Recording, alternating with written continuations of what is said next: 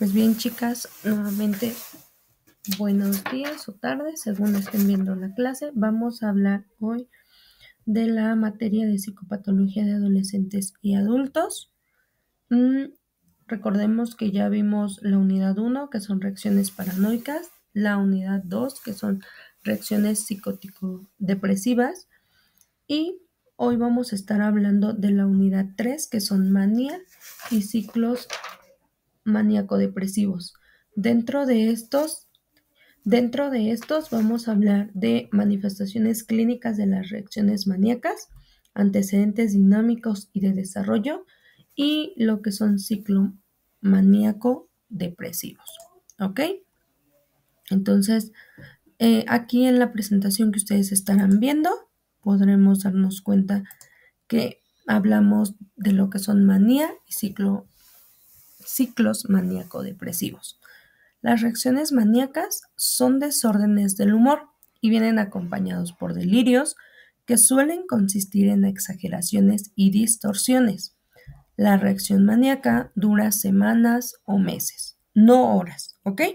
Esta es una característica importante a tomar en cuenta. Dentro de este tipo de reacciones hay peligros reales, ¿no? Peligros de lesionarse, el de morir de hambre, el de extenuarse, el de involucrarse en aventuras amorosas o financieras, y por extraño que pueda parecer, pues el del suicidio, ¿ok? Entonces, vamos un poquito a entender lo que es el concepto de manía, pues este ha seguido una evolución a lo largo de... Tenemos a muchos autores que lo han estado estudiando, ¿no? Y si nos vamos a ese sentido, tenemos al autor Kraepelin, y para él el término manía se divide en varios síndromes que están mutuamente ligados, como lo es la hipomanía, la agitación maníaca aguda, la manía paranoide, la manía delirante y los estados mixtos. Además de esto, existe un cuadro clínico moderno que ellos vienen hablando de este cuadro clínico moderno como síntomas esquizofrénicos que pueden aparecer en el curso de las psicosis maníacas, ¿ok? Este concepto ha tenido mucha influencia en lo que hoy en día es el concepto de esquizofrenia. Sin embargo, pues es importante conocerlo y reconocerlo, ¿ok? Entonces, vamos a entenderlo como la manía, ya lo tenemos aquí, ¿no? Como los desórdenes del humor. Pero era importante hablarles un poquito acerca de cómo ha venido evolucionando, ¿ok?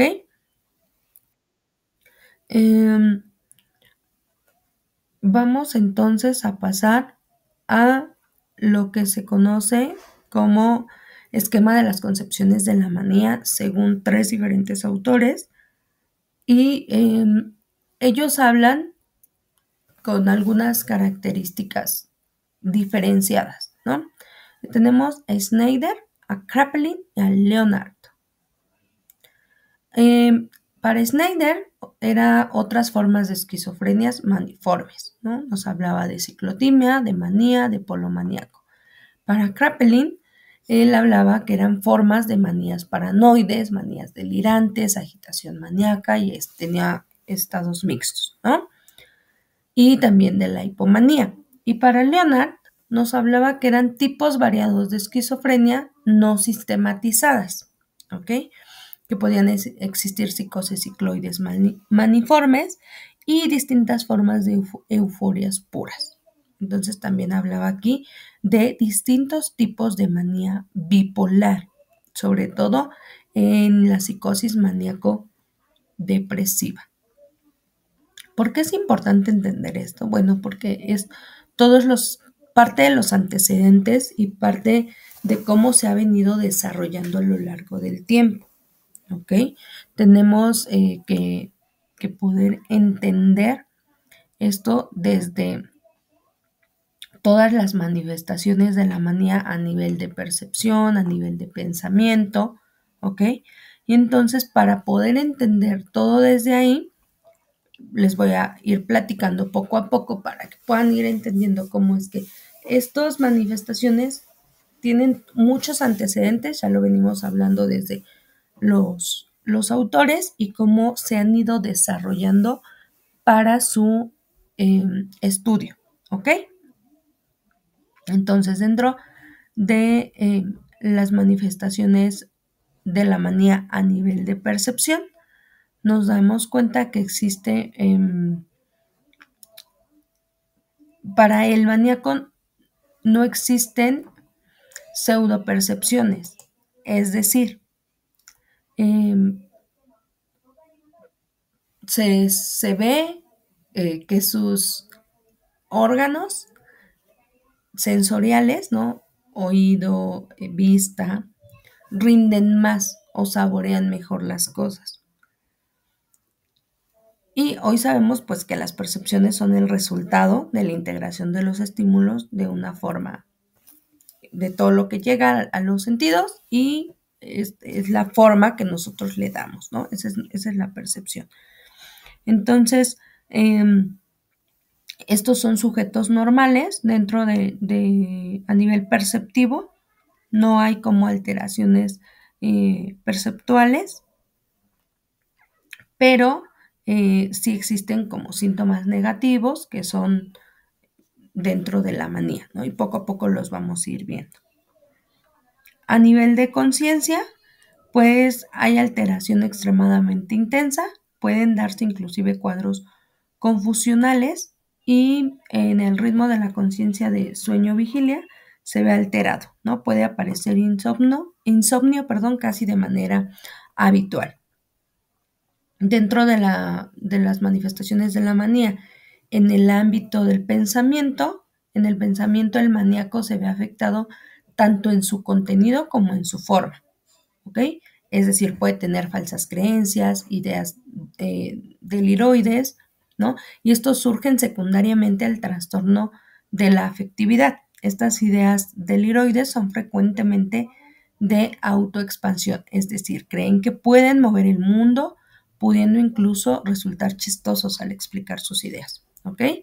Entonces, estas ideas deliroides pueden llegar a trastornar la memoria, deformándola y haciendo que se inventen recuerdos, ¿ok? Por eso es importante poner mucha atención en el contenido de cada uno de los ciclos que venimos platicando.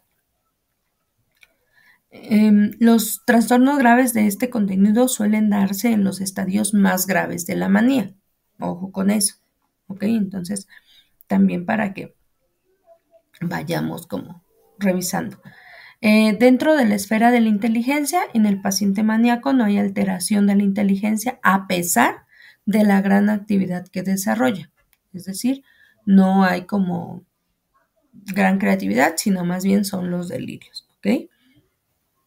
Lo que sí es que a nivel de conciencia, pues sí se puede dar confusión, ¿no? Eso ya lo platicaba un poquito.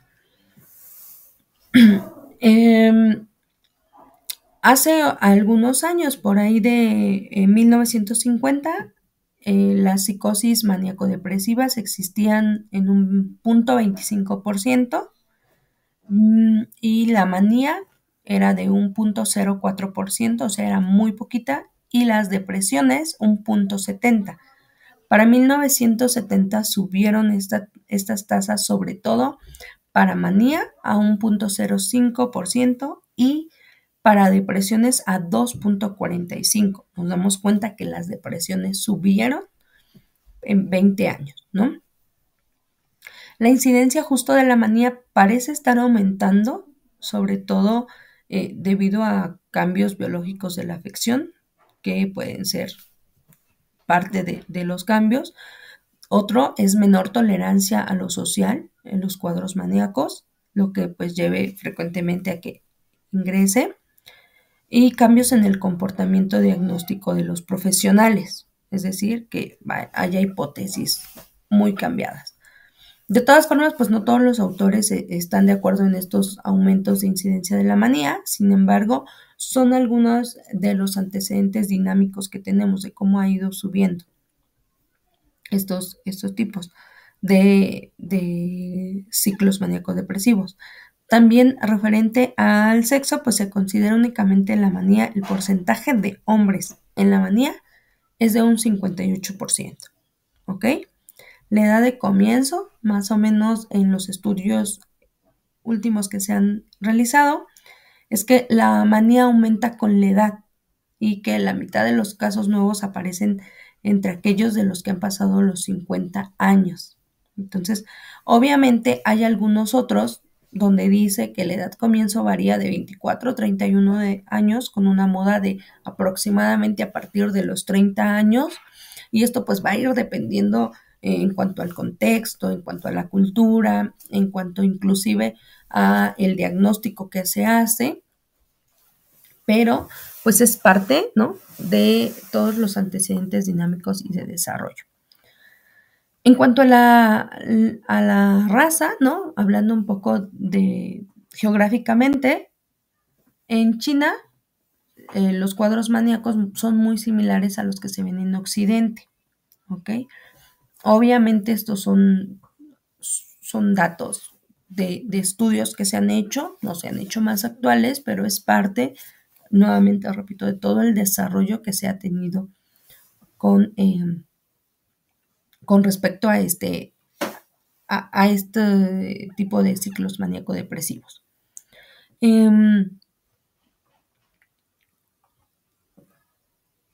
Con respecto a la epidemiología de estos trastornos maníacos con respecto a trastornos bipolares, porque pueden confundirse un poco, uno de los trabajos recientes hace referencia a datos que pueden considerarse pues parte ya de los clásicos, ¿no? Es decir, según los mismos, los porcentajes de manía dentro de la psicosis maníaco-depresiva son de 8.3 para 1942. En 1948 de 4.1, en 9.6 para 1948, 4.1 para 1954. Sin embargo, nuevamente hablo de que estos son meramente datos que se han venido estudiando, ¿no? Hoy en día, todos estos datos pues han ido cambiando, obviamente con el paso del tiempo, ¿ok? Entonces, pues es muy importante saber y conocer este material del donde yo saqué todos estos datos, se los voy a pasar, obviamente, para que ustedes lo tengan.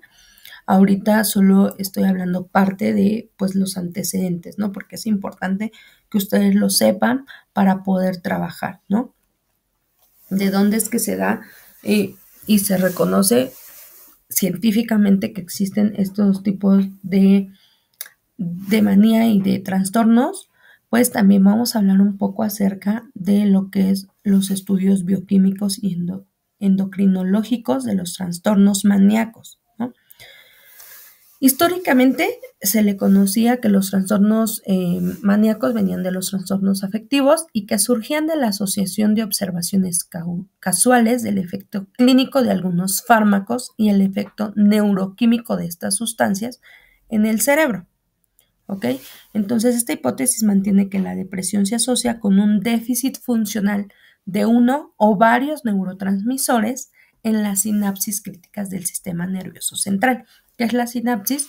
Pues lo que hace cuando se pasa la información de una neurona a otra, ¿no? Es el disparo que da una neurona a otra donde pasa la emisión del contenido o de la transmisión de señal. Y justo en esa sinapsis, en ese impulso nervioso, es donde se contienen los neurotransmisores que a veces nos hacen falta para que esa función correspondiente haga su función realmente lo que se necesita que haga. No sé si me explico un poco hasta aquí, pero justamente se ha entendido que hacen falta algunos neurotransmisores o hace falta algún nivel de esos neurotransmisores para que estos ciclomaníaco depresivos no se comporten como tal, y entonces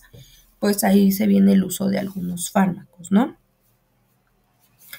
Por ejemplo, la dopamina, la función de esta es implicada en la patogenia de la manía.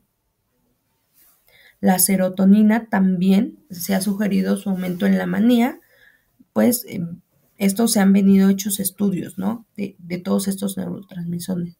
Dopamina, norepinefrina, serotonina, acetilcolina y algunos otros neurotransmisores también están relacionados con la manía, es decir, con un déficit de estos neurotransmisores existe la posibilidad de que la manía se presente, ¿ok?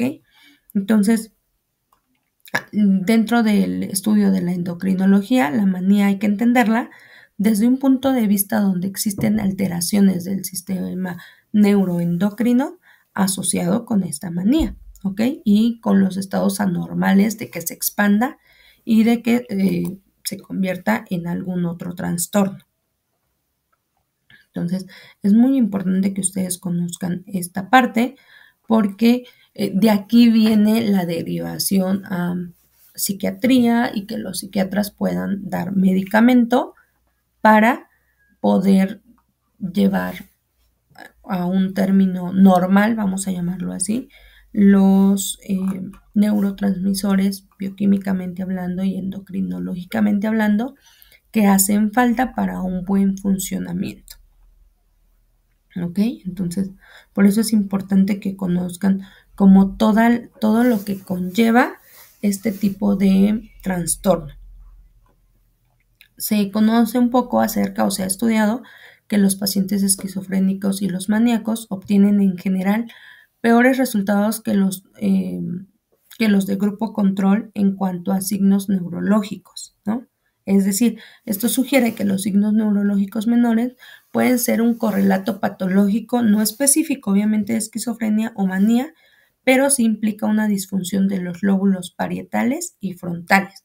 Por eso también es importante hacer algunas pruebas neurológicas para poder desde ahí ir definiendo si el diagnóstico que estamos dando pues es correcto, ¿no? Estos son las pruebas a nivel de funcionamiento del cerebro para saber si existen este tipo de trastornos, ¿no? Y bueno, ahora también vamos a hablar parte de que existe transmisión genética. Los estudios genéticos respetan la división que hablábamos de este autor, Leonard, donde hablaba que en trastornos bipolares y unipolares, contando por lo general entre estos últimos solo la depresión, existe una prevalencia familiar de trastornos psiquiátricos, es decir, existe un índice de que estudios genéticos impactan dentro de que se pueda dar este trastorno dentro de la misma familia de quien lo sufre, ¿no? Por parte de la genética. Entonces, esto no es algo dado en todos, pero es parte de, ¿no? Hay estudios que sí hay una prevalencia familiar. Obviamente no todos lo van a presentar, pero sí existe la posibilidad, ¿ok? Entonces, bueno, vámonos hasta aquí. Vamos hablando un poco acerca de eso. Ahora vamos a hablar un poco acerca, pues, de todos los factores desencadenantes o precipitantes, ¿no? Y estos son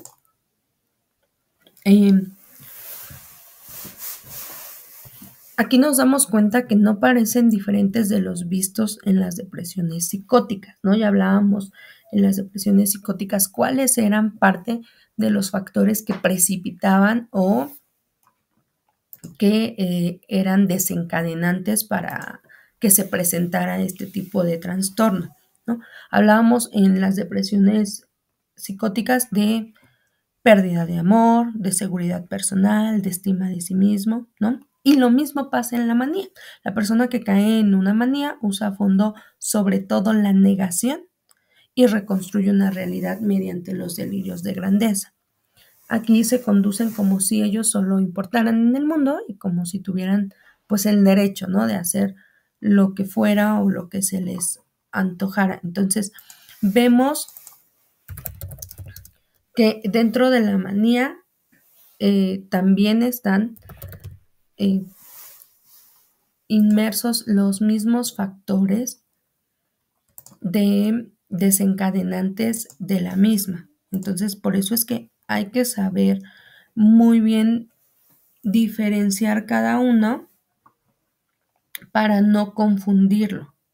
Por eso es bien importante y a veces podemos decir, híjole, eh, está complicado, claro que está complicado, pero por eso tenemos que diferenciar entre qué es uno y qué es el otro, porque pueden confundirse, ¿no?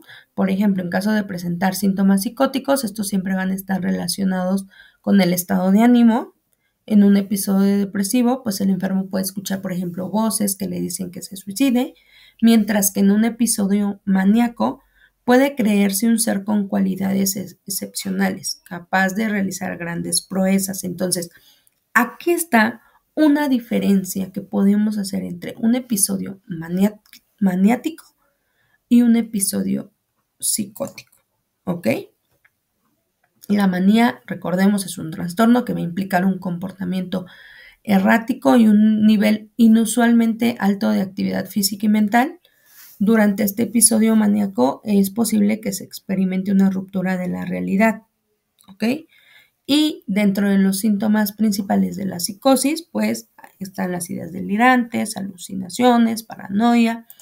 Entonces, vamos por ahí dándole características diferenciales a cada uno para que no nos vayamos a confundir entre lo que es uno y lo que es el otro, ¿no? Y ya hablábamos de parte de la negación. Usa la negación y esto es lo que parece transformar la reacción maníaca, ¿no? Lo que podría haber sido una depresión psicótica se convierte en una reacción maníaca. Dentro de este tipo de trastorno, una forma de reacción, pues se considera que este paciente es sobrereactivo, habla mucho, es muy atrevido, bromista, cantarín, va a reforzar su negación o su represión mediante su reacción muy reactiva, ¿no? Valga la redundancia. Esto quiere decir que va a gritar, va a presumir, va a reír, va a evitar a toda costa la depresión que lo está atacando. Entonces, ya vamos con otra de las diferencias importantes dentro de la manía, ¿ok? Cuando existe un ataque maniático o maníaco, la persona se va excitando, exaltando, se va a poner cada vez más agresivo, es menos ingenioso, va a existir un poco de más violencia o más pretensión y se va a ver un poco más amenazante. En casos muy extremos, el paciente puede inclusive cantar, gritar, ¿no? O sea, pero muy, muy, muy extremo, ¿no? Se va a poner mucho adorno, mucho folclore, o inclusive va a ser como burlas hacia los demás, ¿no? Como muy, mucho de estas características. Y inclusive inconscientemente durante este ataque maníaco, pues va a dominar la agresión y todo lo derivado de ella, ¿no? En este ataque maníaco vamos a ver un poco acerca de que el paciente es incapaz de enfrentarse con eficacia a lo que lo rodea en ese momento. Y entonces, pues va a existir también la hipomanía. Estas reacciones maníacas son menores y ligeras, pero usualmente también existen y son llamadas hipomanías, ¿ok? Aquí es importante referirnos a nuestro DSM-4 o 5 para saber que la manía está dentro de los trastornos bipolares, como episodio maníaco único o dentro del episodio perdón, del trastorno bipolar, va a existir eh, algunas características que lo van a definir. Entonces, ahí es a donde lo vamos a clasificar. Dentro de esto, pues podemos encontrar psicosis maníaco-depresiva tipo maníaco y psicosis maníaco-depresiva circular con fase maníaca, que serían ya dos categorías. Entonces, es muy importante que ustedes ya tienen el DSM-5 en el site, entonces lo puedan entrar a revisar, puedan darse una vuelta completa acerca de lo que es este manual, puedan ir diagnosticando, ¿no? Y revisando. Inclusive dentro de esta materia les coloqué al inicio, donde están todas las clases, un curso que es importante lo realicemos porque en teoría, para nosotros haber llegado hasta aquí, pues ya tenemos que haber al menos saber cómo es que se hace un diagnóstico. Entonces, ahí nos van a explicar a fondo cómo es que se hace, porque la verdad es que ustedes saben, tenemos nuestro temario está largo, entonces sí voy a dedicar en otras clases como para explicarles específicamente, pero me gustaría que entraran a revisar ese curso, el cual nos va a llevar a cómo saber tratar un criterio diagnóstico para un tipo de trastorno. ¿Ok? Entonces, ahí no lo va a explicar bien definido. Sin embargo, bueno, yo también les voy a dejar este material extra para que ustedes puedan saber diferenciar como y tener características de cada una de los trastornos que estamos viendo en esta materia, ¿ok? Entonces, bueno, hasta aquí vamos a hablar también de los delirios de grandeza, ¿no? Hablábamos que dentro de las depresiones psicóticas existían también delirios, pero aquí son más exagerados, ¿no? Va a haber un poco más de exageración, la persona dice cosas más extravagantes, más imposibles, inclusive puede presumir de sus grandes logros, de todas las conquistas que ha tenido, de la importancia de las relaciones sociales que tiene, de las personales, de su potencia, de su gran creatividad, o sea, va a exagerar todo, ¿no? Ojo con los delirios que existen dentro de las reacciones psicótico-depresivas, ¿no? Aquí también tenemos otra diferencia entre uno y otro. Entonces creo que las diferencias se van marcando muy bien poco a poco y es importante ustedes las identifiquen. ¿Cómo inicia este tipo de reacciones maníacas? Siempre va a haber una fase de tensión y ansiedad que va a ir en crecimiento, ¿no? Aunque a veces tengan un inicio como no tan certero, poco a poco los factores precipitantes van a ir haciendo que, ¿no? Ya hablamos acerca de los factores precipitantes o de que conllevan a que se presenten más rápidamente, pues poco a poco van a ir haciendo que todas estas reacciones vayan aumentando. Además, el paciente no va a tener ni tiempo de prestarle atención a los hábitos cotidianos como es comer, eliminar, descansar. A veces ni siquiera duerme. Entonces, esta es otra característica de este tipo de trastornos, ¿no?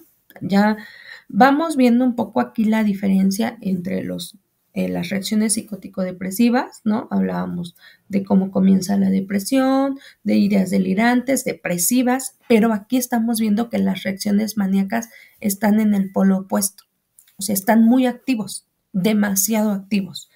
Y eso los lleva, pues, inclusive a no estar atentos y no dormir, ¿no? Entonces, aquí podemos ver mucho de cómo es que empieza, ¿no? Esta presentación justamente tiene como todo lo que hablábamos de depresión psicótica, cómo se va presentando. Sin embargo, pues aquí vemos que dentro de la manía es al caso contrario, ¿no? No se van a presentar de la misma manera. eh, no van a estar queriendo dormir, no van a tener como inicio de depresión, pero sí van a estar muy excitados, muy, ¿cómo les digo? Pues sí, muy enaltecidos, ¿no? Inclusive pueden llegar a pasar a parte de la histeria o a psicosis esquizofrénicas. Por eso es que es muy importante eh, ubicarlos bien y definirlos bien. Dentro de la conducta adolescente, estos trastornos de conducta se pueden confundir con la conducta que tienen las mujeres adolescentes durante el periodo de adolescencia. Entonces, es también muy importante saber definir en qué momento inicia y cuáles son esas conductas, ¿ok? Eh, tenemos también que diferenciar entre lo que es los cuadros maníacos, los cuadros esquizoafectivos y los cuadros esquizofrénicos, ¿ok? En el trastorno afectivo o maníaco, este se va a dar, la edad comienzo es menos de 25 años. El curso quiere decir que si es total o si es por un periodo de tiempo. Para el trastorno maníaco es periódico y tiene una recuperación con episodios que poco a poco se van haciendo más frecuentes a medida que envejecen, pero puede haber una recuperación completa entre los episodios que se vayan presentando. Tiene un pronóstico bastante bueno el trastorno maníaco y responde muy bien, pues inclusive a la terapia o a los medicamentos en caso de que se le puedan presentar. Ya cuando hablamos de trastorno esquizoafectivo, eh, avanza un poquito más o tiene un poquito más de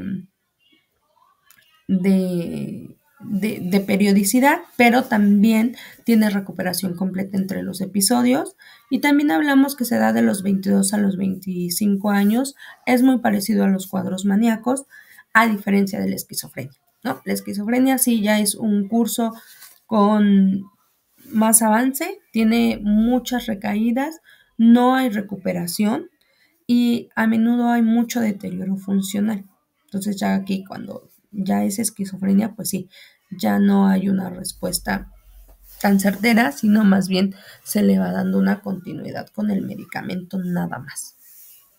Por eso es que se dice que el pronóstico pues del trastorno maníaco es muy bueno, pues que aun cuando sea temporalmente, o sea, es decir, aparezca a lo largo de varios años o puede evolucionar hasta la esquizofrenia, pero es muy raro porque solo avanza aquellos cursos en los cuales los episodios sean realmente severos, sean más rápidamente recurrentes y exista una afectación ya cronológica en lo social, en lo vocacional, en todo. Entonces sí, ya la manía puede pasar a ser esquizofrenia. Sin embargo, no hay mayor alcance, solamente puede haber un seguimiento y por eso es que les, eh, les especificaba que muchos de estas personas, pues inclusive con una dosificación, pueden ser medicados y ya, ¿para qué es la medicación? Pues para mantener en orden o más bien en equilibrio los neurotransmisores, ¿no? Aquí podemos saber de algunos fármacos que sirven para tratar este tipo de trastornos, pero nuevamente repito, esto solamente lo hace un psiquiatra que específicamente pueda dar la dosis exacta tras varios estudios de los que previamente ya les estoy hablando.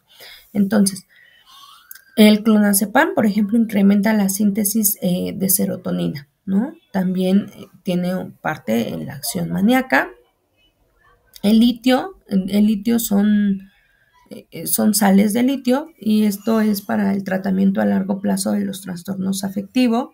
Es un tratamiento muy novedoso y ha sido muy efectivo en tratamientos psiquiátricos y coinciden varios estudios en que este tipo de sales han reducido considerablemente los trastornos afectivos o los ciclos maníacos, ¿ok? Pues ya también existe la carbamazepina. Esta es sobre todo en los trastornos maníacos usada. Obviamente la dosis la da ya un médico psiquiatra. El verapamil, este es el antagonista del calcio y también ayuda en los cuadros de tratamiento maníacos. El verapamil, la clonidina y también existen algunos otros tipos de terapias que son electroconvulsivas, ¿ok? Y eso poco a poco lo van a ir viendo dentro del material que les voy a ir compartiendo. Espero hasta aquí puedan haber entendido y comprendido las principales características de lo que son manías y ciclomaníaco depresivos y las puedan diferenciar sobre todo de las reacciones psicótico-depresivas. ¿Ok? Cualquier duda, todo va a estar ahí en el site, el material del que les estuve hablando ahorita, la presentación de la que estuvimos hablando y también nuevamente voy a estar dejando bibliografía extra para que ustedes vayan revisándola y analizándola. Y cualquier duda que tengan, pues me pueden escribir. ¿Va?